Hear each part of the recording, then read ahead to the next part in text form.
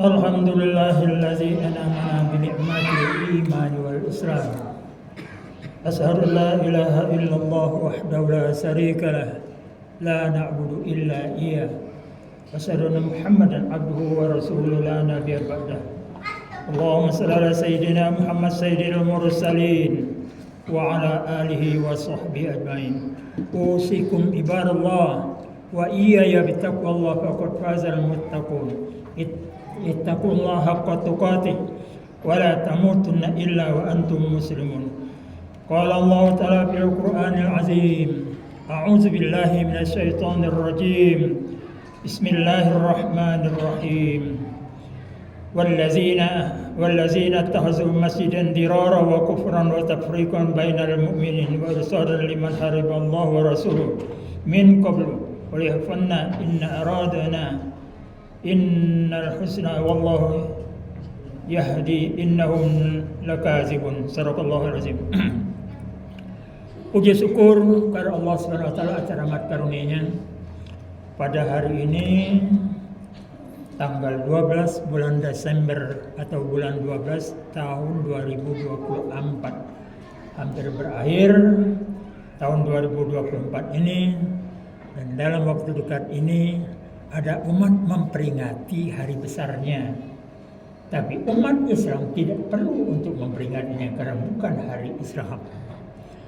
Bahkan bisa merusak akidah kalau ikut campur menghormati kemuliaan agama orang lain. Bersamaan dengan tanggal 18 Jumadil Akhir, yang berarti sebentar lagi kita akan masuk bulan Rajab, yang Rasulullah sudah mendoakan kalau bulan Rajab dia mulai supaya Allah memberikan rahmatnya. Melalui khutbah singkat ini, khatib ingin menyampaikan masalah masjid makmur, pusat kegiatan umat. Yang dimaksudkan adalah pusat kegiatan umat Islam itu adalah di masjid. Dan pusat ibadah terutama di masjid. Untuk sedunia itu di Masjidil Haram dan Masjid Nabawi. Pemerintah Indonesia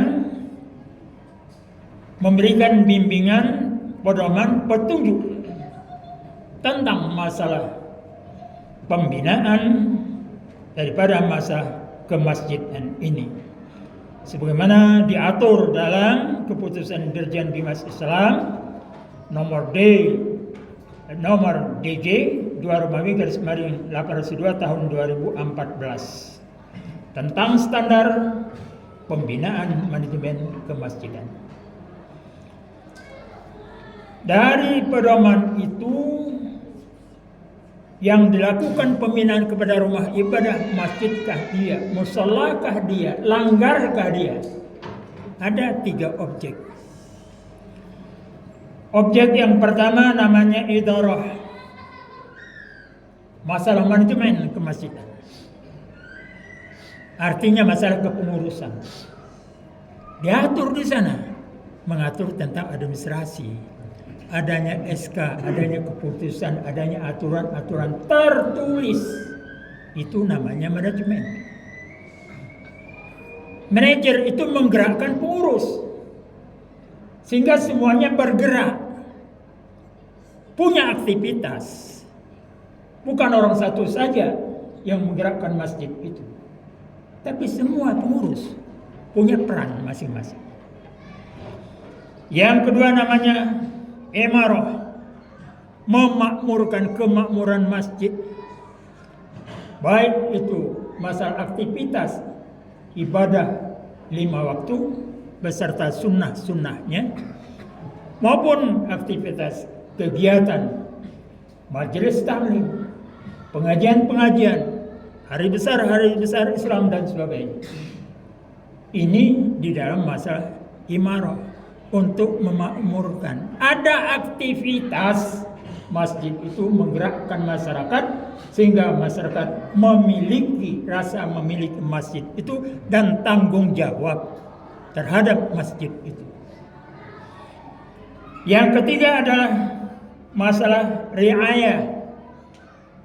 Riayah artinya masalah kelengkapan masjid, keapikannya, keindahannya, kemudian kebersihannya, setelah kebersihan apalagi keamanannya dan kenyamanannya.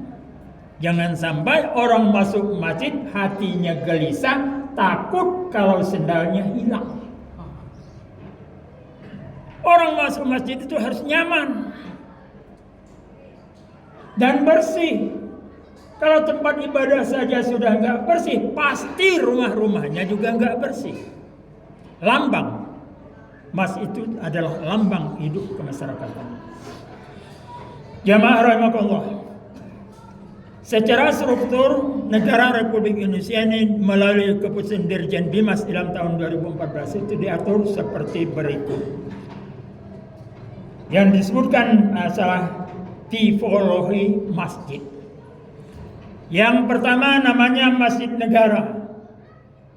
Dipilih oleh negara, satu dalam satu negara itu, dan dipertanggungjawabkan oleh negara, biayanya dan sebagainya.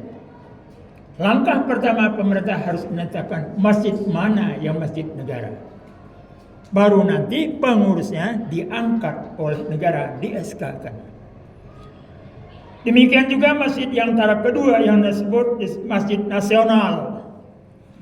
Masjid nasional berada di daerah provinsi yang ditentukan oleh negara atas dasar usul daripada provinsi yang masing-masing.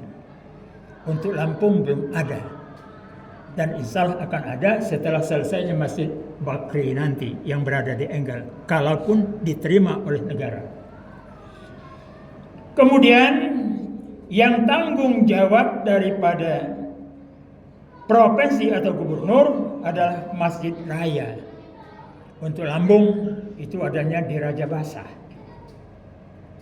Itu pemerintah provinsi yang tanggung jawab biayanya, pengelolaannya, kemakmurannya, keindahannya.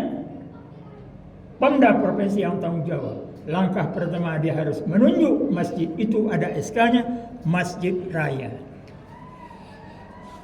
Kemudian di tingkat kabupaten dan kota disebut dengan Masjid Agung. Masjid Agung juga harus ditetapkan oleh pemerintah setempat, oleh bupati atau wali kota. Lantas di bawahnya lagi adalah masjid besar, yaitu masjid kecamatan. Harus ada SK dari camat menunjuk masjid itu adalah masjid besar. Kemudian pengurusnya di SK-kan oleh camat. Pembinaan tanggung jawab camat. Lantas di bawah setiap desa, setiap kampung itu namanya masjid jami. Demikian juga harus ada SK dari lurah setempat. Dan dana pembinanya tanggung jawab lurah mengkoordinirnya. Namanya pemerintah. Di bawah itu, di bawah masjid jami yang nggak ada lagi. Itu masjid masyarakat. Siapa yang berhak meng-SK-kan masjid di luar itu? Tentunya yang punya. Kalau dia masjid berada di mal, maka pemilik mal tanggung jawab meng-SK-kan masjid itu, termasuk pengurusnya dan pembinaannya. Apakah dia mushola atau masjid? Tanggung jawab masyarakat. Kalau dia tanahnya adalah tanah wakaf, maka yang tanggung jawab itu adalah nazir wakafnya, yang tanggung jawab melakukan pembinaan dan meng-SK-kan kepengurusannya. Jamaah rahimakumullah. Dengan adanya petunjuk itu, dapat kita bayangkan berapa jumlah masjid yang dikelola oleh pemerintah. Jumlahkan saja, negara 1, provinsi 30 berapa, setelah kabupaten kotanya berapa, kecamatannya berapa, kelurahannya, desanya berapa. Itu tanggung jawab pemerintah satu-satu setiap daerah. Di luar itu tanggung jawab masyarakat. Tanggung jawab masyarakat untuk mengembangkan masjid itu Allah sudah memberikan petunjuk. Maka lil musyrikina ayya'muru masajid Allah. Tidak mungkin orang musyrik, orang kafir, orang di luar Islam mau memakmurkan masjid. Jangan diharap. Tanggung jawab itu adalah tanggung jawab yang dirinya merasa beriman, beragama Islam. Itu yang tanggung jawab. Pengertian makmur ini adalah jamaahnya ramai, aktivitasnya banyak. Kalau hanya digunakan untuk sholat Jumat saja, sholat 5 waktunya nggak ada, bukan masjid namanya. Dia harus ada aktivitas di luar sholat Jumat. Sholat rawatib 5 waktu jangan sampai kosong. Kalau terjadi kekosongan 1 waktu pun, maka itu dosa semua masyarakat sekitar itu, terutama sekelurahan itu. Tanggung jawab moral. Pembiayaan juga begitu. Ini gunanya idarah, yaitu masalah manajemen. Gerakkan semua pengurus itu. Untuk apa mengeskakan pengurus banyak tapi nggak ada yang bergerak? Semua harus bergerak, tanggung jawab. Bendahara tanggung jawab, sekretaris tanggung jawab, bagian ibadah tanggung jawab, hari besar tanggung jawab. Jangan hanya nangkringkan nama saja. Dari tanggung jawab itu insya Allah kita akan merujuk kepada ku anfusakum wa ahlikum. Jaga, pelihara diri kalian. Wa ahlikum, ajak istrimu ke masjid ini. Ajak anakmu, wahai pengurus, ke masjid ini. Kalau keluarga pengurus itu sendiri sudah aktif di masjid, insya Allah sudah ramai. Masyarakat akan ikut. Tapi kalau istri kita sendiri selaku pimpinan masjid nggak pernah ke masjid itu, untuk apa? Jangan bohong, jangan munafik. Gimana kau lakukan ku anfusakum wa ahlikum naro itu? Dan kita bermasyarakat ini nanti ada hubungannya dengan akhirat. Ditanya oleh sahabat, ya Rasulullah, kaifa ruh? Bagaimana bentuk ruh itu setelah meninggal? Jawab Rasulullah sallallahu alaihi wasallam, al arwahu junud. Ruh itu ngelompok, bergelombol, ngumpul. Bagaimana ngumpulnya? Apakah ruh orang kota Sepang, orang Labuan Ratu ini akan ngumpul dengan ruhnya orang Malaysia? Enggak. Tentulah ngumpulnya dengan ruh tetangga-tetangganya yang sering dia bergaul. Baik bergaulnya di kantor, atau tempatnya kerja, atau tempat masyarakat, melalui media. Yang pertama majelis taklim, yang utama lagi adalah melalui salat 5 waktu berjamaah di masjid. Di sana timbul kegiatan sosial. Kemana si anu sudah sekian waktu nggak datang, mungkin sakit, tengok. Kalau ada rasa tanggung jawab, kesosialan kemasyarakatan yang al-mu'min ahul mu'min, orang Islam itu bersaudara. Ngapain nggak ditengok saudara kita sakit? Wajib hukumnya.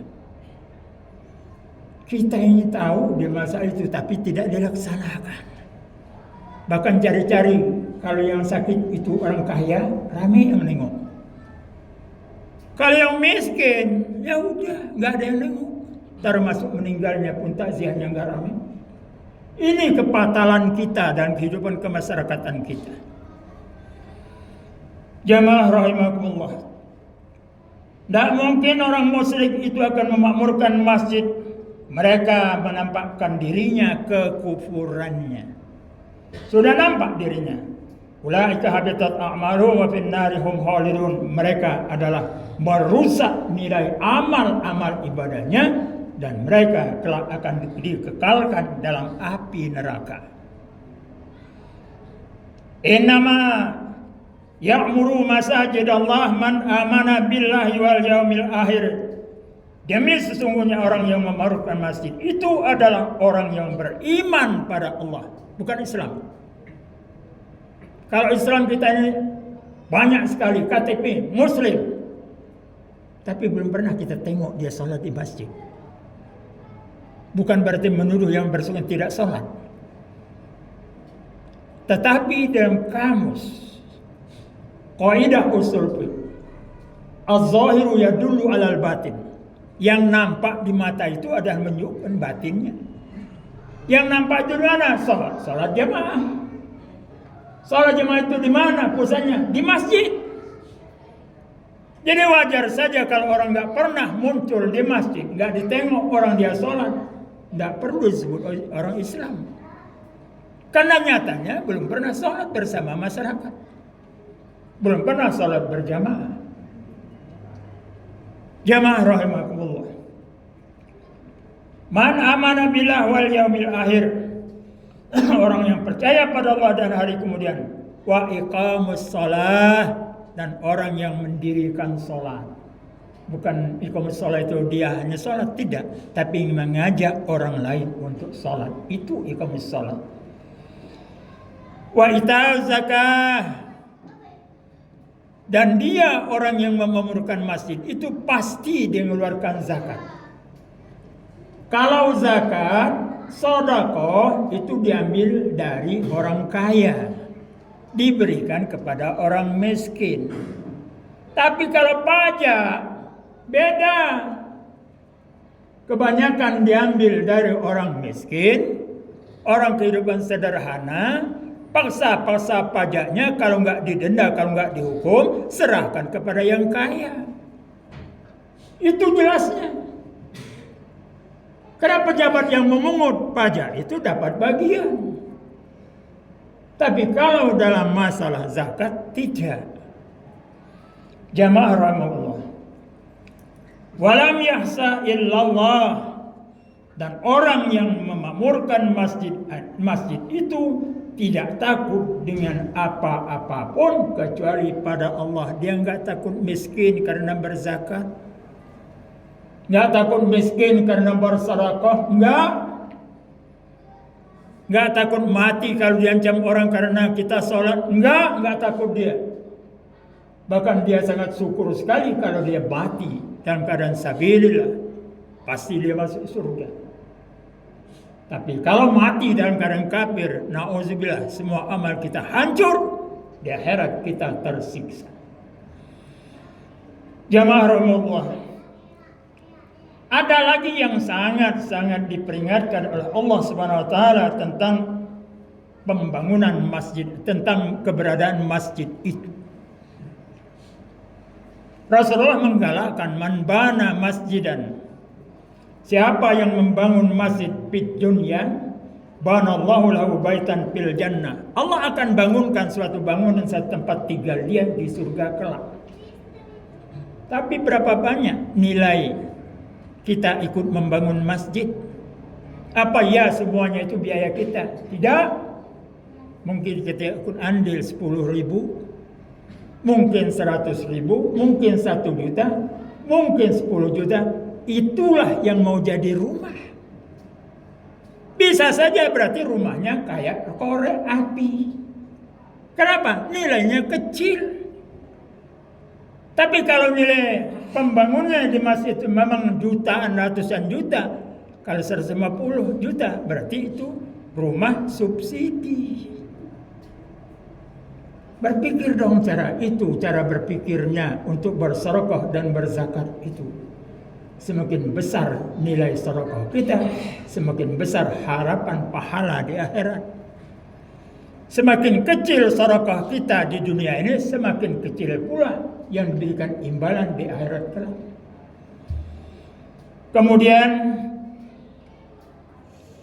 apa kata Allah dalam surah At-Taubah 107? Wallazina tahazu masjidan dirara wa kufra. Siapa yang menjadikan masjid ini adalah dirar, menjadi kemudaratan masyarakat. Masyarakat enggak akur, masyarakat cekcok oleh bangunan masjid, oleh kemakmuran masjid nggak akur masyarakatnya, atau tafrikon, atau dia memecah belah umat Islam, saling kafirkan, saling membid'ahkan, saling memusyrikkan, wa kufran, saling mengkafirkan, wa tafriqan, dan mempecah belah, bainal mu'min wa irsadan liman hariballah, dan mereka menunggu dari bantuan dari Allah Subhanahu wa taala, min qabli wa halifanna, dan mereka sudah bersumpah, demi sesungguhnya kami ini adalah mengharapkan kebaikan.